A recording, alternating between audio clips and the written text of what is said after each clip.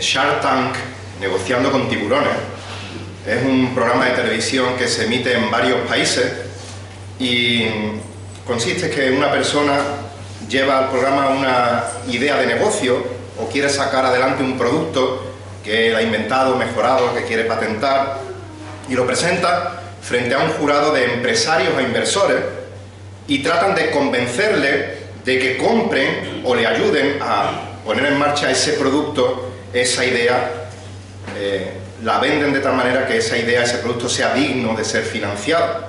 Algunos de estos productos son escogidos y han hecho ganar millones de dólares tanto a la persona que lo promovía como al inversor que ha puesto ese dinero para que salga adelante. Al contrario que estos productos o que estas ideas, nosotros los creyentes no tenemos nada digno de que seamos escogidos para que Dios invierta en nuestras vidas. Es más, y Juan Pablo ya ha hablado de eso, nuestro pecado hace que la presentación de nuestro producto ante Dios sea aborrecible a los ojos de Dios. Pero Dios en su soberana misericordia, palabra que Juan Pablo ha usado varias veces en la presidencia y que vamos a escuchar a lo largo de esta predicación, invirtió lo más valioso que existía para poder comprarnos. Pagó el precio de la sangre preciosa de su Hijo amado, nuestro Señor Jesucristo, para salvarnos de nuestro pecado. Y no solo eso, no nos dejó ahí, sino que nos restauró, nos regeneró, nos adoptó a su familia para salvarnos, y un día disfrutaremos de su presencia por toda la eternidad.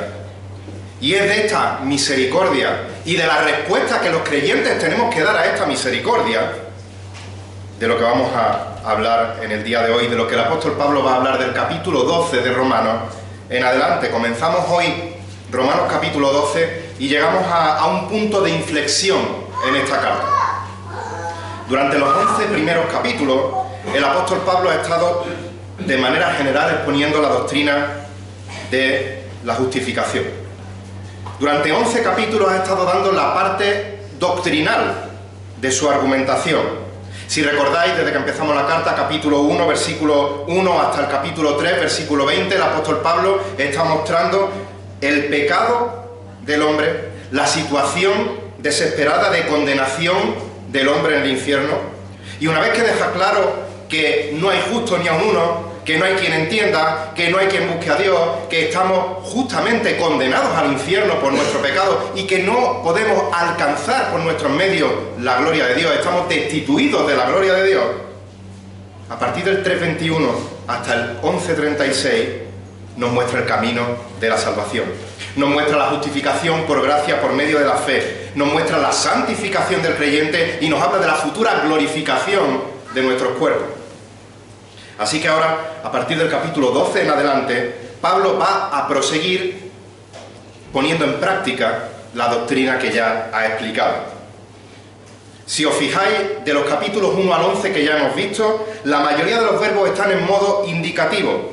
Es decir, está dando afirmaciones, está expresando sucesos, está afirmando realidades, todo en torno, como digo, a la justificación por gracia, por medio de la fe en Jesucristo. Pero a partir del capítulo 12, los verbos van a cambiar. Ahora mayoritariamente van a estar en modo imperativo, no indicativo. Es decir, está dando mandatos, está dando órdenes, está dando exhortaciones. Como curiosidad, un pastor le dio por contar versículos, por contar verbos, y dio el dato de que en los 335 versículos que hay entre el capítulo 1 y el capítulo 12, hay solo 6 exhortaciones. El resto de los verbos en indicativo, afirmaciones, expresiones. Y ahora en el capítulo 12, solo en el capítulo 12 hay 20 exhortaciones. En 11 capítulos solo 6. Ahora en un capítulo 20 y a partir del 12 en adelante más exhortaciones. Y si vemos todos los escritos de Pablo, la forma general, normal de escribir Pablo sus cartas sigue esta misma estructura. Primero da una parte doctrinal y luego da una aplicación práctica de la doctrina que ha expresado. Diciéndolo llanamente, primero da la teoría y luego da la práctica.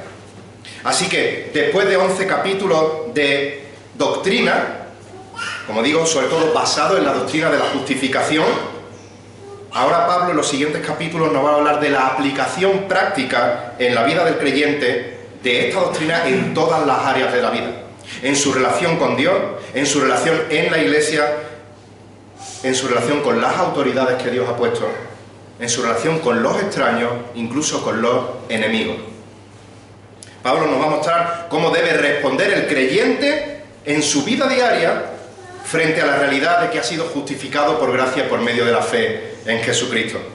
Y esta respuesta, en resumidas cuentas, es mediante la rendición completa de nuestra vida a Dios, como expresión de gratitud por la misericordia tan grande de un Dios tan grande. Y más concretamente, en nuestro texto de hoy vamos a ver dos respuestas del creyente ante la realidad de su justificación. Dos respuestas que vemos que van a salir de forma natural del creyente cuando medita y se da cuenta de lo que implica su justificación.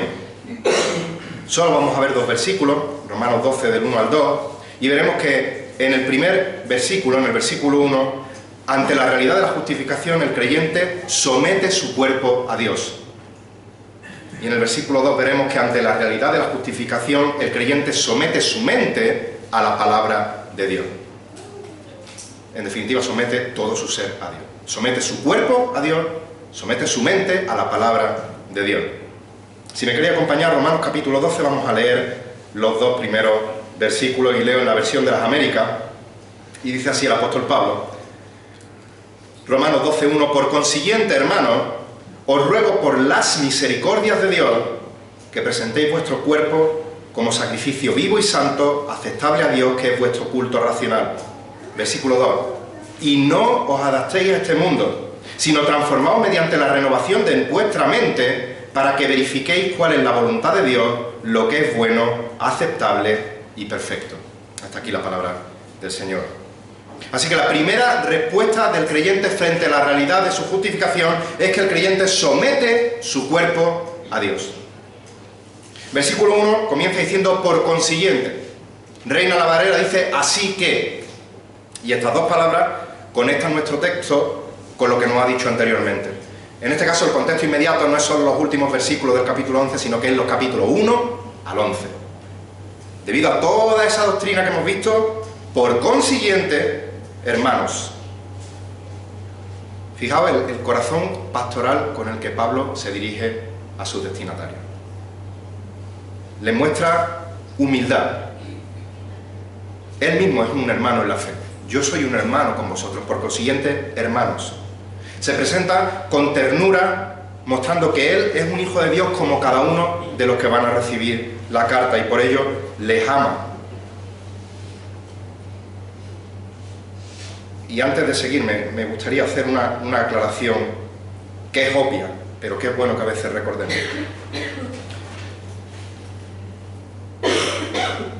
El apóstol le está diciendo hermanos. De manera que todo lo que le va a mandar a continuación solo puede ser cumplido por hermanos. Solo puede ser cumplido por creyentes. Solo puede ser cumplido por aquellos que pertenecen a la familia de la fe. Así que si uno primeramente no ha ofrecido su corazón a Dios, no va a poder ofrecer su cuerpo como sacrificio a Dios. Un no creyente, una persona no regenerada, no puede entregar su ser a Dios. Por eso dijo Pablo unos capítulos antes, en el 8:8, los que están en la carne no pueden agradar a Dios. Primero tenemos que ser regenerados por Dios para luego poder presentar nuestro cuerpo como sacrificio a Dios. Y ahora le dice, por consiguiente, hermano, os ruego. Él no pierde su autoridad como apóstol. Él podría haber dicho, por consiguiente, hermano, os mando, porque tengo la autoridad apostólica de decir lo que voy a decir. Pero Pablo les hace un ruego. Os ruego, os exhorto. Y esta palabra en el original tiene la idea de venir al lado de alguien para ayudarlo, para animarlo, para orientarlo. Y se usa también para hablar de ese paracletos del Espíritu Santo, que viene al lado de, para animar, para guiar, para orientar. Así que el apóstol Pablo está diciendo, hermano, paraos a considerar, a meditar lo que os voy a decir a continuación en base a lo que ya os he dicho, para ponerlo en práctica. Y dice, sigue diciendo, por consiguiente, hermanos, os ruego por. Esta palabrita tan pequeña se podría traducir como os ruego en base a. Así que podríamos leer el texto, por consiguiente, hermanos, os ruego, os exhorto en base a las misericordias de Dios. ¿Cómo debemos responder en base a lo que conocemos, en base a las misericordias de Dios? Sométete tu cuerpo a Dios. Presenta tu cuerpo como sacrificio a Dios, ofreciendo todo lo que somos a Dios. Lo hemos cantado, todo cuanto tengo, todo lo que soy. Oh Señor, a ti te ofrezco y me rindo hoy. O dicho de otro modo, respondiendo a sus misericordias con una completa devoción a Él. Ahora bien, ¿qué son las misericordias de Dios? Porque no dice la misericordia singular, sino que dice las misericordias en plural. Está claro que hemos sido salvados por la misericordia de Dios en singular. Como hemos dicho al principio, debido a que somos pecadores, no había nada en nosotros que nos hiciera dignos de que el Señor invirtiera en nosotros, de que el Señor se fijara en nosotros, de que el Señor perdiese el tiempo, ni siquiera dignándose a mirarnos. Nada digno de la misericordia de Dios. Pero Dios, en su soberana voluntad, decidió tener misericordia con nosotros. En esta misma carta leemos, no vamos a salir casi de Romanos, pero vamos a viajar por Romanos, ya os voy avisando. En esta misma carta leemos en el capítulo 9, versículos 15 al 16. Porque Él, hablando de Dios, de Jehová, dice a Moisés: tendré misericordia del que yo tenga misericordia y tendré compasión del que yo tenga compasión. Así que no depende del que quiere ni del que corre, sino de Dios que tiene misericordia, singular. Versículo 18 de este capítulo 9. Así que del que quiere tiene misericordia y al que quiere endurece.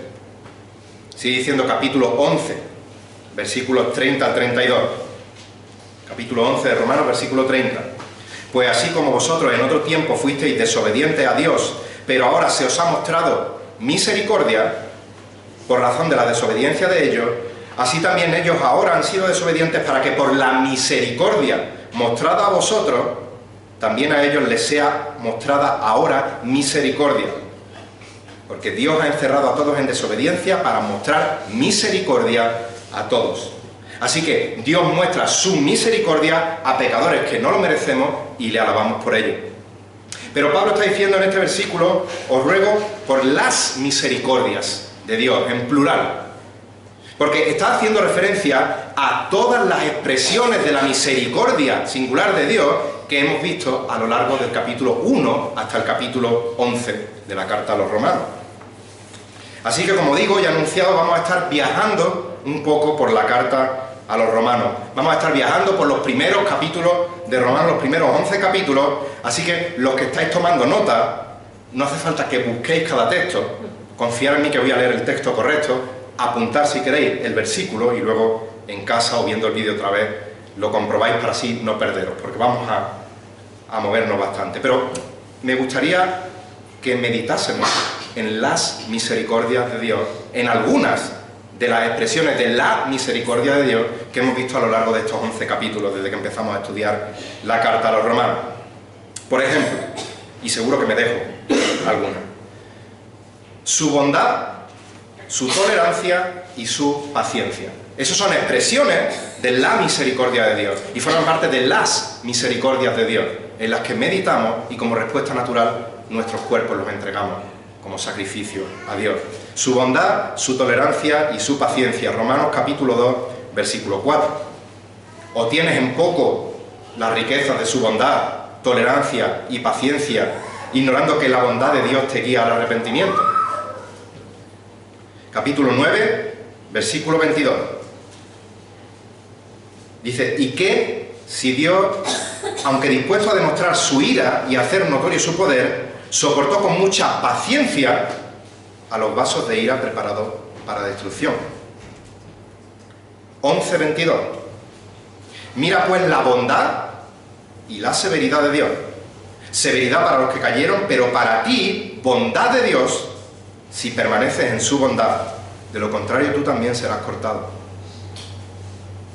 Otra misericordia de las misericordias de Dios, su amor. Romanos 5:5.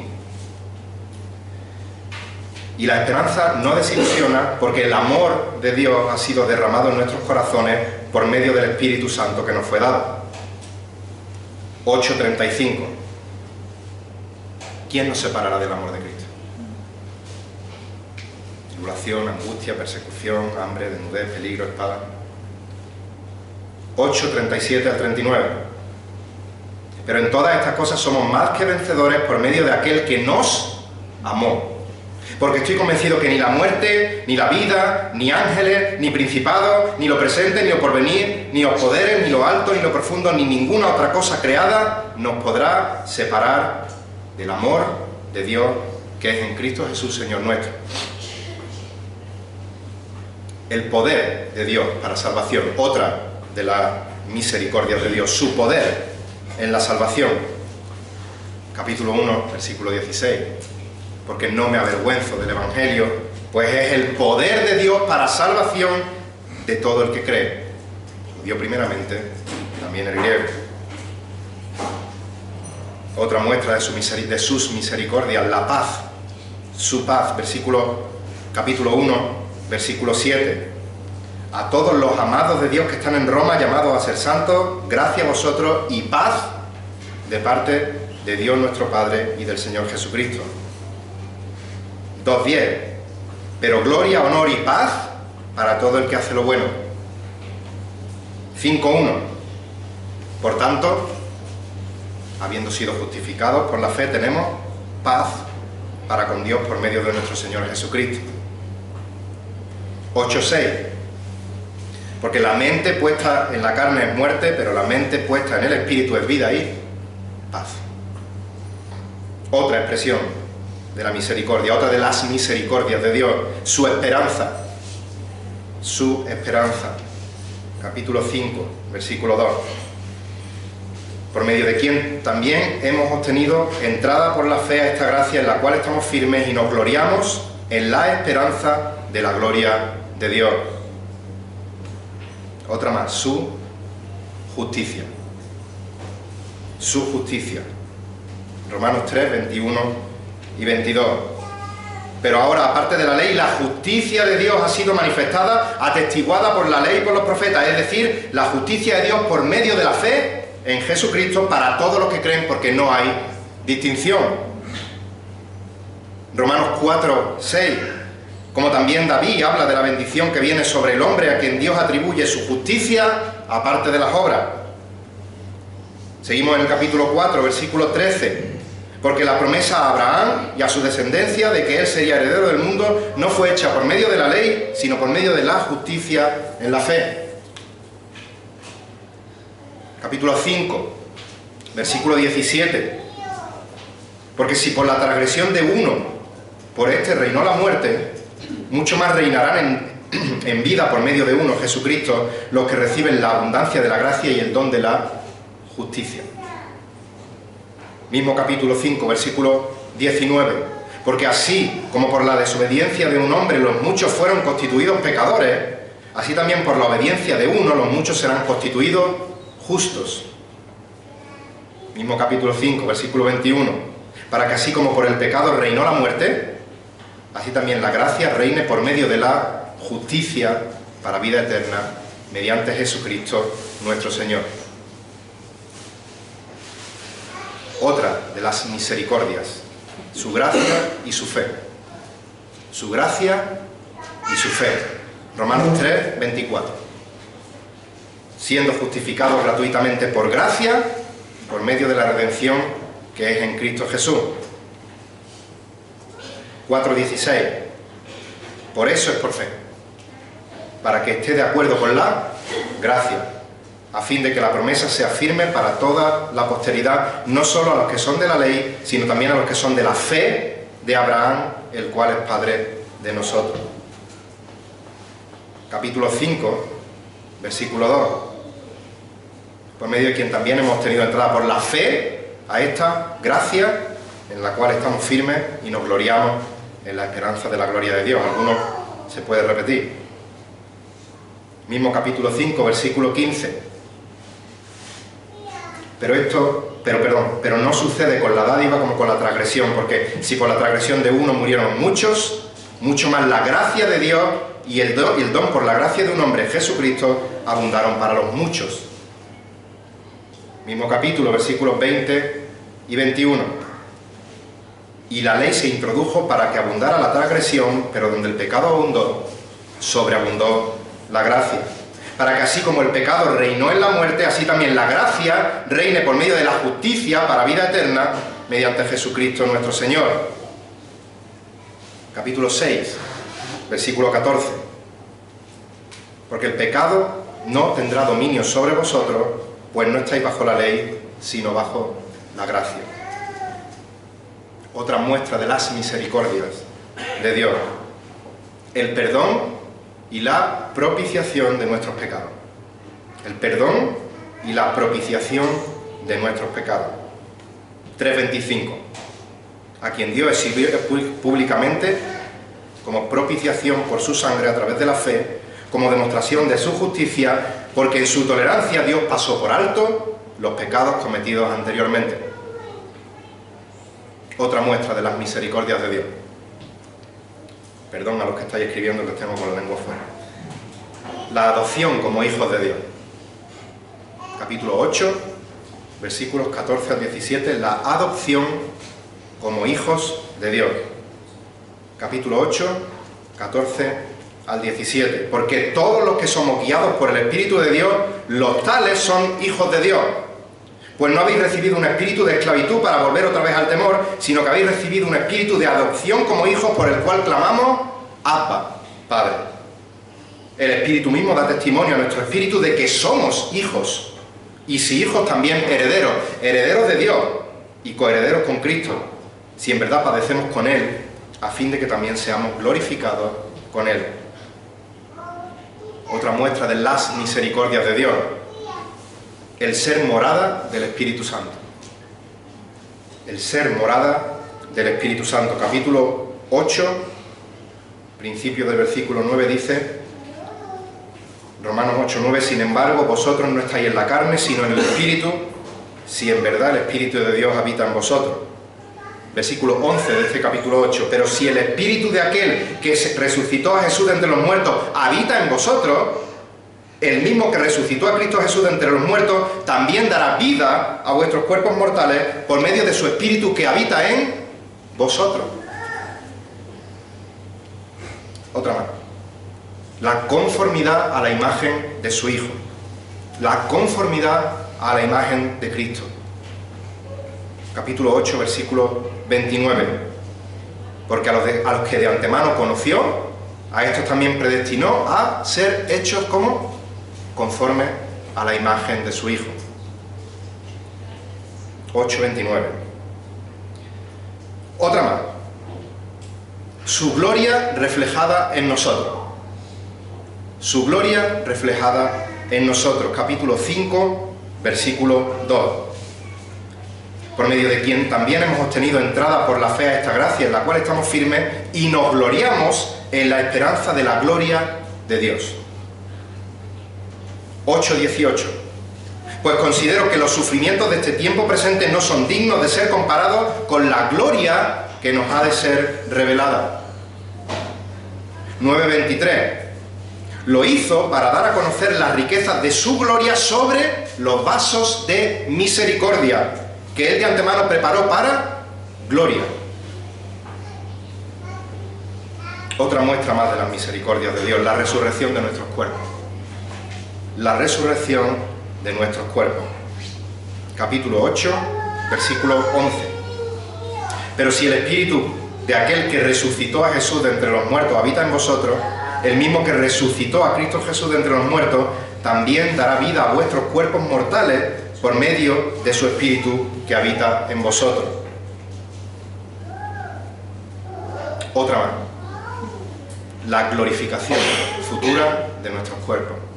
Capítulo 8, versículo 30, la glorificación de nuestros cuerpos.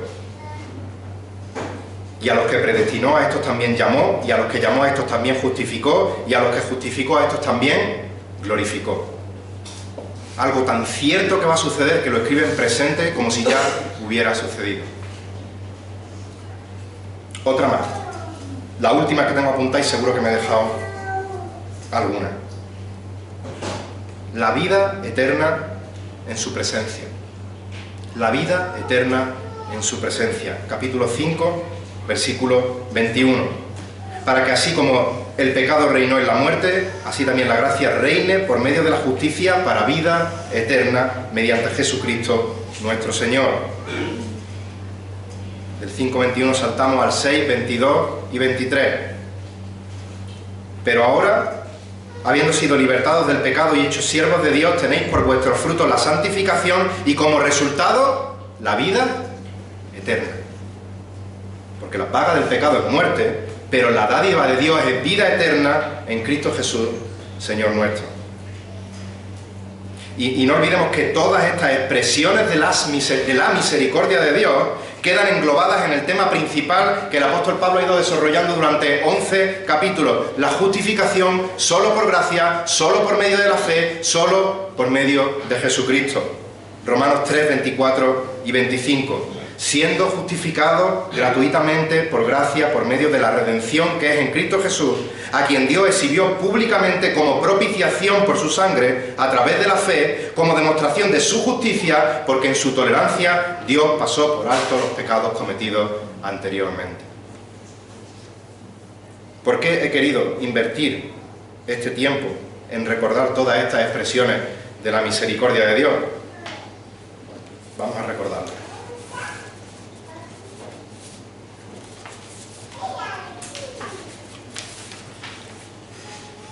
Porque he querido tiempo en que meditemos en su bondad, en su tolerancia, en su paciencia, en su amor, en su poder de salvación, en su paz, en su esperanza, en su justicia, en su gracia y en su fe, en el perdón y la propiciación de nuestros pecados, en la adopción como hijos de Dios, en el ser morada del Espíritu Santo, en el ser conformados a la imagen del Hijo, en su gloria revelada en nosotros, en la resurrección de nuestros cuerpos, en la glorificación futura de nuestros cuerpos, en la vida eterna en su presencia y en que somos justificados por gracia por medio de la fe en Jesucristo. Porque una vez que meditamos en base a las misericordias de Dios, como correspondencia a esta misericordia, por causa de esta misericordia, en respuesta a esta misericordia, del creyente tiene que salir la respuesta natural, voluntaria, de gratitud, de presentar sus cuerpos como sacrificio a Dios, de ofrecer todo nuestro ser a Dios. Este presentar nuestros cuerpos como sacrificio a Dios no es algo que hacemos una sola vez y ya vale para siempre, sino que debido a que nuestros cuerpos aún no han sido glorificados, debido a que, aunque hemos sido liberados del pecado, seguimos viviendo en un cuerpo de carne afectado por el pecado y afectado por la pecaminosidad del mundo que nos rodea, esta rendición a nuestro Señor, este presentar nuestro cuerpo como sacrificio a Dios, ha de ser algo continuo y diario. Por eso Pablo dice, o dijo, cuando estudiamos Romanos capítulo 6, versículos 12 y 13, por tanto, no reine en vuestro cuerpo mortal el pecado, para que no obedezcáis sus lujurias, ni presentéis los miembros de vuestro cuerpo al pecado como instrumentos de iniquidad, sino, dice, presentaos vosotros mismos a Dios como vivos de entre los muertos y vuestros miembros como instrumentos de justicia a Dios. En base a estas misericordias de Dios para con su Hijo, Pablo ahora exhorta a su hermano y nos exhorta a nosotros: os ruego que presentéis vuestros cuerpos como sacrificio. Y Pablo está usando un lenguaje del Antiguo Testamento, está usando una terminología del sacerdocio levítico. Este término presentar se usaba para aludir al acto realizado de un sacerdote cuando colocaba la ofrenda sobre el altar. Mientras que bajo el antiguo pacto los israelitas también expresaban su adoración a Dios mediante el sacrificio de animales, ahora bajo el nuevo pacto los cristianos expresamos nuestra adoración a Dios al presentarnos a nosotros mismos como sacrificio vivo ante Dios. Como miembros del sacerdocio santo de Dios, los cristianos somos exhortados a obedecer sacrificios espirituales aceptables a Dios por medio de Jesucristo. Es como dice Primera de Pedro, capítulo 2, versículo 9. Antes hemos mencionado el 2.5. Somos un real sacerdocio, una nación santa, un pueblo adquirido por Dios, un pueblo hecho posesión de Dios. ¿Para qué? Para que anunciemos las virtudes de aquel que nos llamó de las tinieblas a su luz admirable. El escritor de Hebreos nos insta, Hebreos 13:15, a que ofrezcamos, y hay una palabrita, continuamente, no solo una vez, ofrezcamos continuamente mediante él sacrificio de alabanza a Dios. ¿Y esto qué es lo que es? Es decir, frutos de labios que confiesan su nombre, Hebreos 13:15. Pero sobre todo, nuestro mayor acto de adoración no es solo nuestros labios, sino ofrecernos como sacrificio a Dios completamente. ¿Cómo tiene que ser ese sacrificio que ofrecemos a Dios?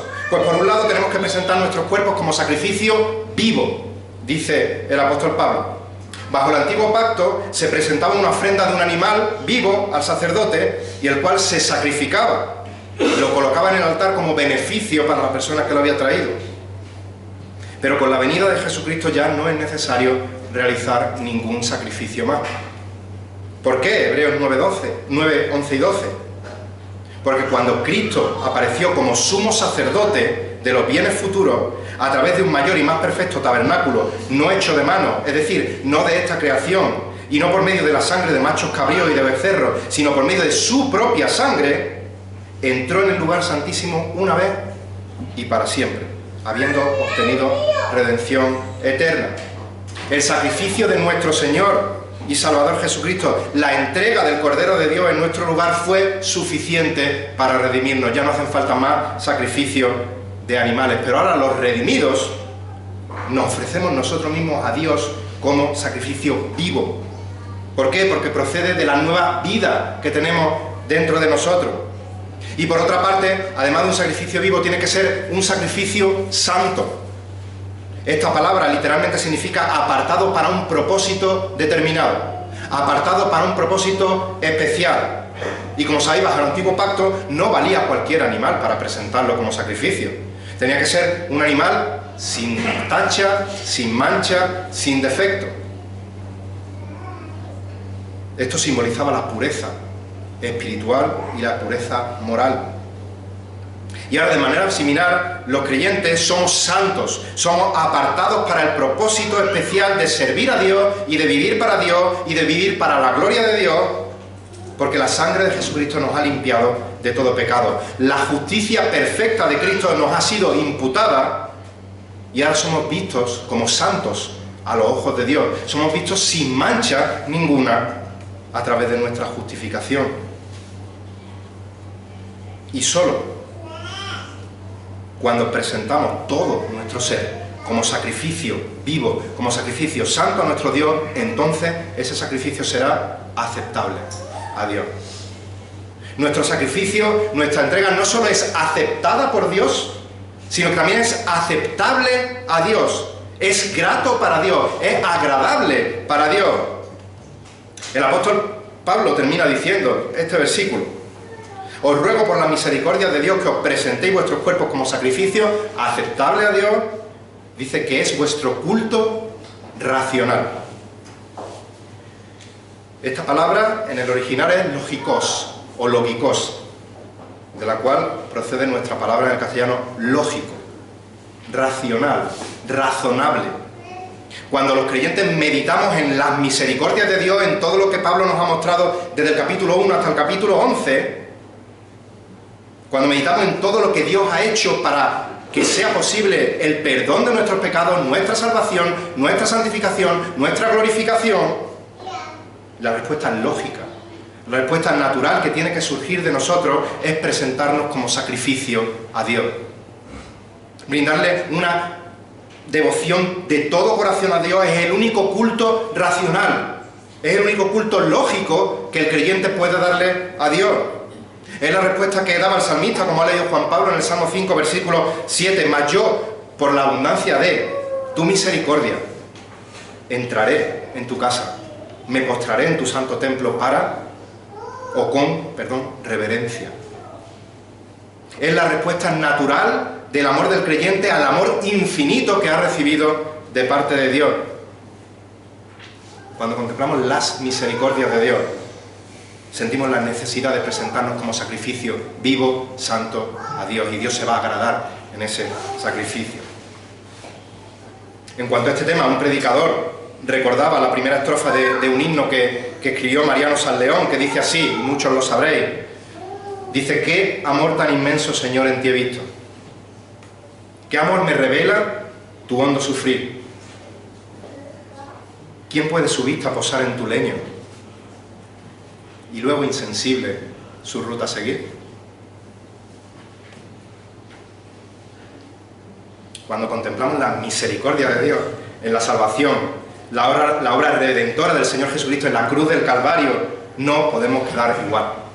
No podemos seguir insensibles, no podemos estar impasibles, sino que nuestra respuesta natural, nuestro culto racional, tiene que ser la dedicación completa de nuestra vida a Dios. Somete tu cuerpo a Dios. Una segunda respuesta del creyente ante la realidad de su justificación. En primer lugar, somete tu cuerpo a Dios. En segundo lugar, somete tu mente a la palabra de Dios. Versículo 2. Y no os adaptéis a este mundo, sino transformaos mediante la renovación de vuestra mente, para que verifiquéis cuál es la voluntad de Dios, lo que es bueno, aceptable y perfecto. Entre el versículo 1 y el versículo 2, la Reina Valera del 60 pone un punto y seguido, con lo que parecería que está hablando de dos temas relacionados pero diferentes. Por un lado, presentar vuestro cuerpo como sacrificio; por otro lado, no os adaptéis al mundo.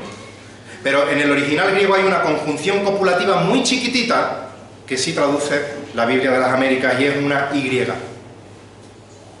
De manera que el texto literalmente dice: os ruego por la misericordia de Dios que presentéis vuestros cuerpos como sacrificio vivo, aceptable a Dios, que es vuestro culto racional, y no os adaptéis a este mundo.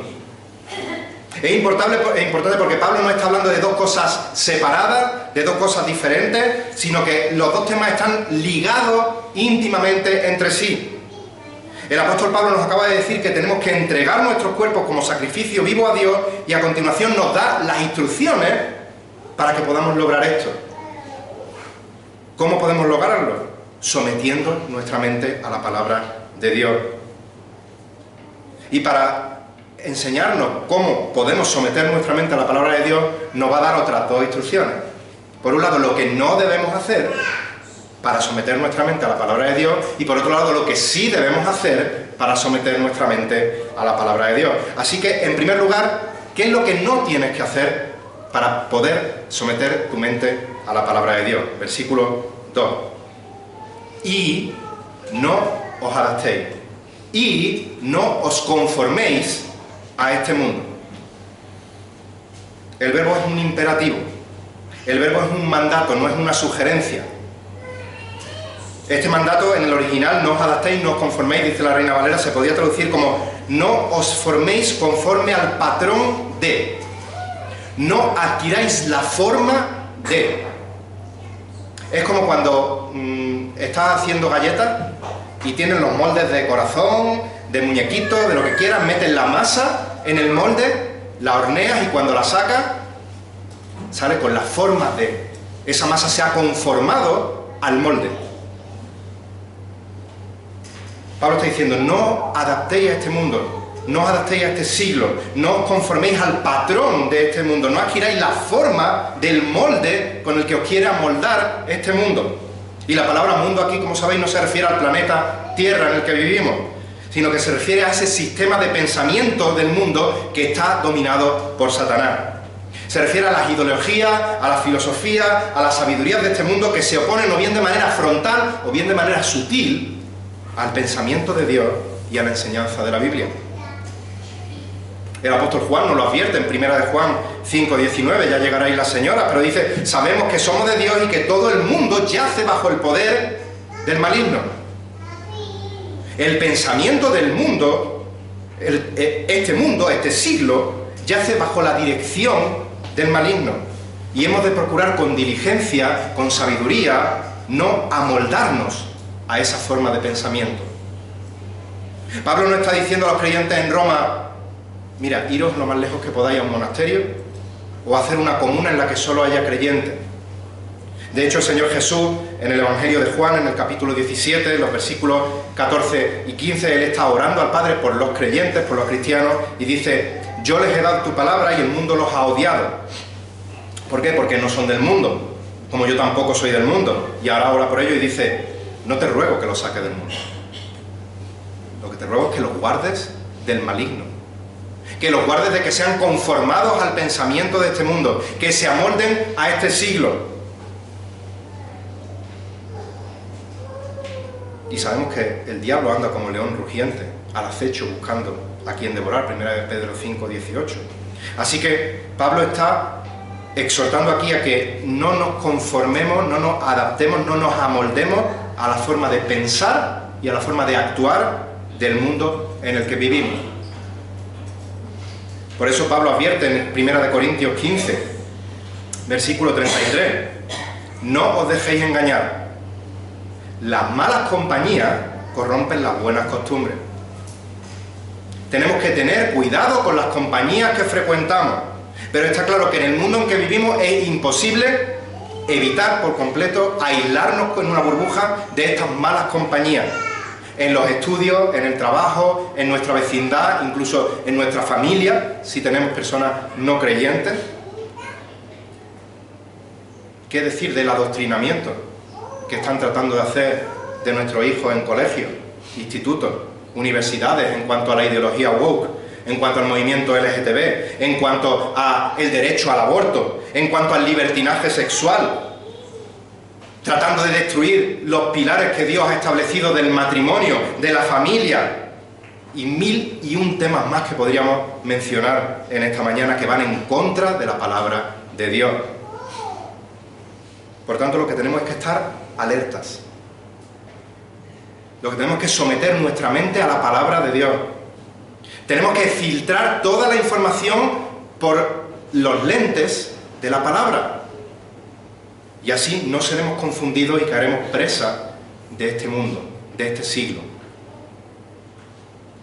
Eso es lo que no debemos de hacer. Pero ahora nos dice lo que sí debemos de hacer para someter nuestra mente a la palabra de Dios. Sino transformaos mediante la renovación de vuestra mente. Pablo continúa diciendo sino, lo que nos está avisando de que va a hacer un contraste entre lo que ha dicho y lo que va a decir. No hagáis una cosa, sino, por el contrario, hacer la siguiente que os voy a decir. En contraste con la forma de pensar de este mundo, no penséis como este mundo, sino pensar bíblicamente. No os adaptéis a este mundo, sino transformaos. Esta palabra viene del griego metamorfos. Esta me atrevo a decirla porque son casi igual que en español.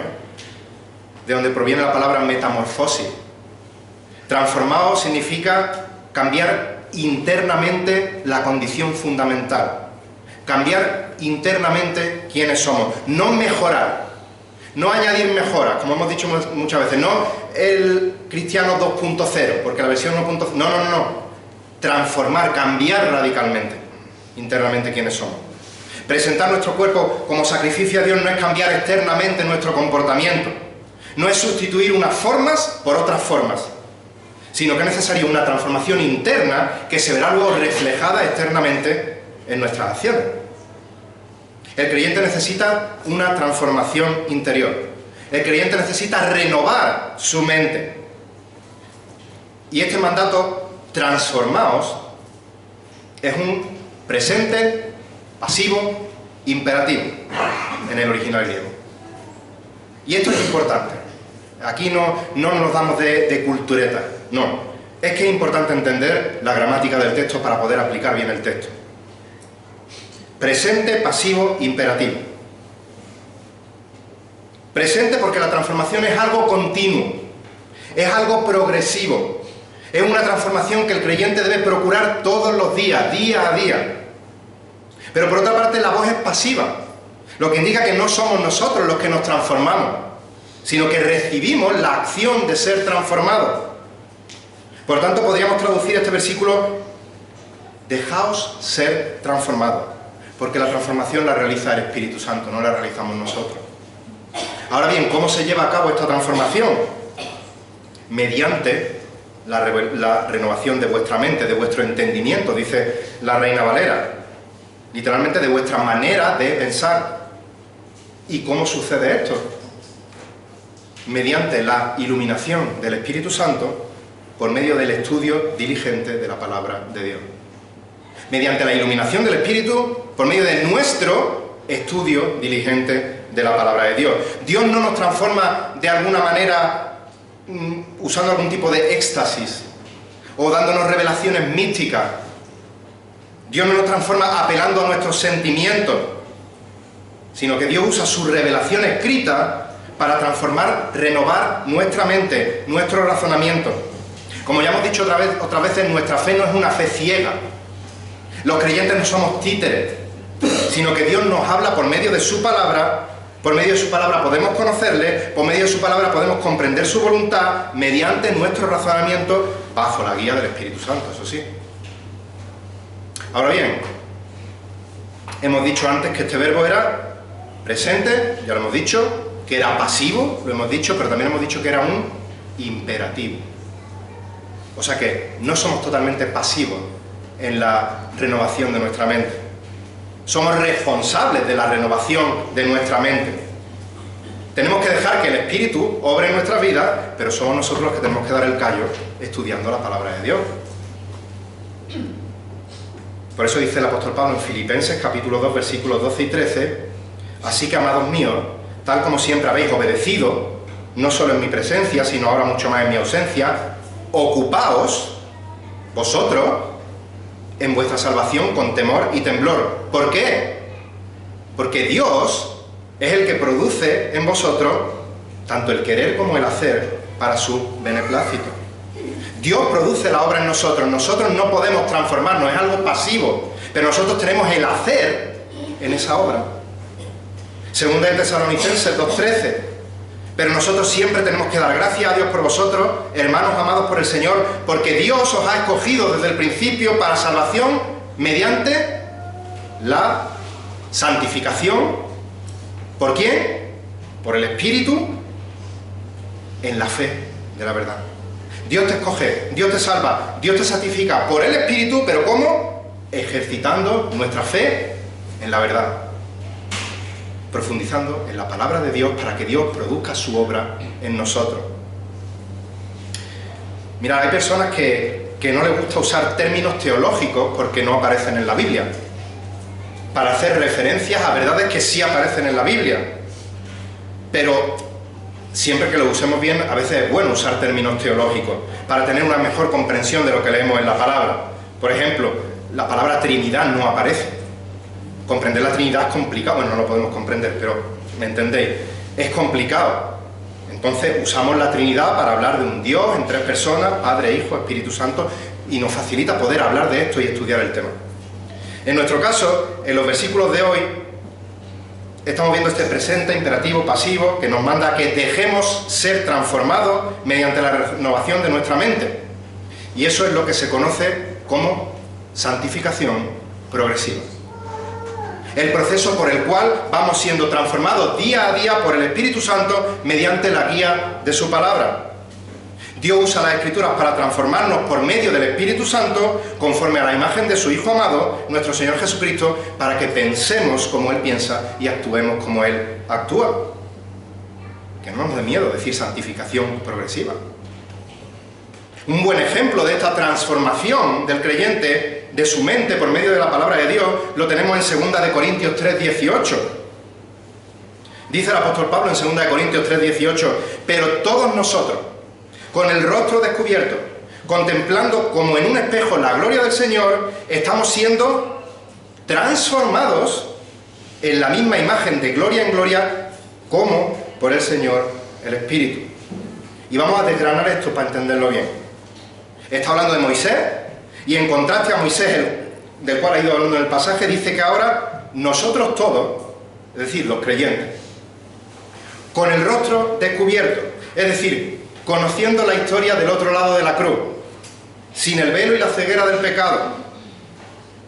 Sigue diciendo, contemplando como en un espejo, y este espejo es la palabra de Dios. Recordad Santiago 1:23, porque si alguno es oidor de la palabra y no hacedor, es semejante al hombre que mira su rostro natural en un espejo. El espejo es la palabra de Dios. Con el rostro descubierto, contemplando como en un espejo la gloria del Señor, es decir, Jesucristo mismo. La gloria del Señor Jesucristo es quién Él es, sus cualidades, sus atributos. Pero nosotros todos, con el rostro descubierto, contemplando como en un espejo la gloria del Señor, estamos siendo transformados en la misma imagen de gloria en gloria. Cuando los creyentes entendemos correctamente la palabra de Dios, cuando los creyentes entendemos por la palabra quién es el Señor Jesucristo, nuestra mente va siendo transformada continuamente de un nivel de madurez espiritual a otro nivel de madurez espiritual superior, para ser conformados cada vez más a la imagen del Señor Jesucristo. Y dice, como por el Señor, el Espíritu. O Reina Valera dice, como el Espíritu del Señor. El Espíritu Santo es el agente transformador que usa el espejo de la Escritura, ese espejo que nos lleva a ser transformados más y más a la imagen de Cristo. Así que cuando nuestra mente es transformada, conforme estudiamos la palabra, conforme entendemos la palabra, conforme nos sujetamos a la palabra, nuestra mente es renovada por el Espíritu. Nuestro entendimiento es transformado para que Cristo sea formado en nosotros, como dice Gálatas 4:19. Y esto es santificación progresiva. Esto es un proceso que dura toda la vida y que no va a terminar hasta que seamos glorificados, hasta que sea perfecta nuestra transformación a la imagen de Cristo. Pero mientras llega ese bendito día, tenemos que vivir reemplazando la forma de pensar mundana por la forma de pensar bíblica. ¿Y cómo lo hacemos? Pues usando la palabra de Dios y dependiendo del Espíritu Santo. Pablo nos ha mandado dos mandatos, uno negativo y otro positivo. Lo que sí debemos hacer, lo que no debemos hacer. No os adaptéis a este mundo, no os conforméis a este siglo, sino transformaos mediante la renovación de vuestra mente, mediante la renovación de vuestro entendimiento. Ahora bien, ¿cuál es el propósito de todos estos mandatos? Porque en el versículo 2 ahora hay un ¿para qué? ¿Por qué no debemos conformar nuestra mente a la forma de pensar del mundo, sino que hemos de dejar que el Espíritu Santo amolde nuestra mente a la forma de pensar de la Escritura? Versículo 2 sigue diciendo, ¿para qué? Propósito. Verifiquéis cuál es la voluntad de Dios. Esta palabra verificar, esta palabra comprobar, literalmente significa examinar de manera crítica para ver si es legítimo. Examinar algo de manera crítica, de manera concienzuda, para ver si es legítimo, para ver si vale, si es válido o no es válido. Nuevamente, la fe del cristiano no es una fe ciega, no es una fe sin sentido, no es un salto al vacío a ver lo que cae, sino que se basa en la revelación que Dios nos ha dado por medio de las Escrituras, de manera que a través de ellas podemos conocer la voluntad de Dios, podemos comprobar, podemos verificar de manera crítica y determinar si es legítimo lo que llega a nuestra mente del mundo, para no conformarnos y amoldarnos a lo que nos llega, sino conformarnos a la manera de pensar de Dios. Pablo acaba de decir, ya queda poco, para que verifiquéis cuál es la voluntad de Dios, lo que es bueno, aceptable y perfecto. Reina Valera traduce, para que comprobéis cuál sea la buena voluntad de Dios, agradable y perfecta. ¿La voluntad de Dios es buena? Sí. ¿La voluntad de Dios es agradable? Sí. ¿La voluntad de Dios es perfecta? Sí. ¿Está haciendo Pablo, la intención de Pablo es aquí calificar cómo es la voluntad de Dios? No. ¿Por qué? Porque en el original hay un artículo neutro que es lo, el cual traduce la Biblia de las Américas. En este caso es más precisa, en otros casos es más precisa la Reina Valera, y en los dos casos tenemos dos versiones muy confiables para leer, tanto Reina Valera como Biblia de las Américas. Podemos confiar perfectamente en la traducción. pero ese lo que sí está en el original, lo que está diciendo es para que verifiquéis cuál es la voluntad de Dios, dos puntos, lo que es bueno, lo que es aceptable y lo que es perfecto. Pablo está diciendo que para que los creyentes podamos verificar, para que podamos discernir cuál es la voluntad de Dios, que sabemos que es buena, que sabemos que es agradable, que sabemos que es perfecta, necesitamos recibir la instrucción del Espíritu Santo a través de las Escrituras, y mediante esa instrucción podremos ser y hacer lo que es bueno para Dios, podremos ser y hacer lo que es aceptable para Dios, y podremos ser y hacer lo que es perfecto para Dios.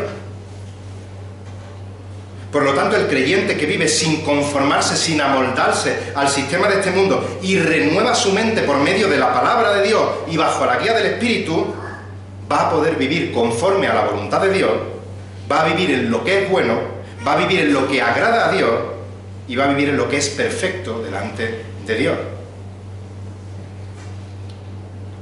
Y si en esta mañana estás escuchando todas estas palabras y aún no eres creyente, seas consciente o no, que sepas que tu mente está entenebrecida por el pecado, y si por ese pecado hoy mueres sin Cristo, tu destino eterno es la condenación en el infierno. Pero Dios, en su misericordia, te ha provisto de un camino de salvación por medio del Evangelio, por medio del Hijo de Dios, por medio de la segunda persona de la Trinidad, que se encarnó, que vino a esta tierra para vivir una vida perfecta, en conformidad a la ley de Dios, que yo no podía vivir, que tú no podías vivir, y que fue a la cruz del Calvario a morir la muerte que yo merecía morir, que tú merecías morir, para salvarte y para darte vida eterna. Así que yo te ruego, por la misericordia de Dios, y en base a las misericordias de Dios, que acudas por fe, arrepentido a Cristo, le pidas perdón de tus pecados y le confieses como Señor y Salvador de tu vida. Y entonces no solo gozarás de la seguridad de salvación y vida eterna, sino que en el presente disfrutarás de las misericordias de Dios. Podrás vivir una vida plena conforme a la voluntad de Dios. Y todos aquellos que por la gracia soberana de Dios hemos sido justificados por gracia, por medio de la fe en Jesucristo, prediquémonos a nosotros mismos cada día el Evangelio.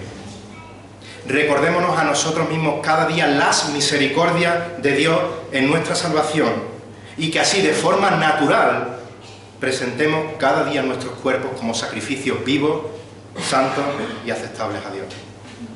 Me gustaría terminar con una lectura, y con esto ya terminamos la predicación, que está en Efesios 5. Efesios 5, del 8 al 17. Efesios 5, del 8 al 17, dice, advirtiéndonos el apóstol Pablo que no seamos partícipes con el mundo, porque antes erais tinieblas, pero ahora sois luz. En el Señor andad como hijos de luz. Porque el fruto de la luz consiste en toda bondad, justicia y verdad, examinando qué es lo que agrada al Señor, y no participéis en las obras estériles de las tinieblas, sino más bien desenmascararlas. Porque es vergonzoso aún hablar de las cosas que ellos hacen en secreto. Pero todas las cosas se hacen visibles cuando son expuestas por la luz. Pues todo lo que se hace visible es luz. Versículo 14. Por esta razón dice, despierta tú que duermes, y levántate de entre los muertos y te alumbrará Cristo. Por tanto, tened cuidado cómo andáis, no como insensatos, sino como sabios, aprovechando bien el tiempo, porque los días son malos. Versículo 17. Así pues, no seáis necios, sino entender cuál es la voluntad del Señor. Que el Señor bendiga su palabra.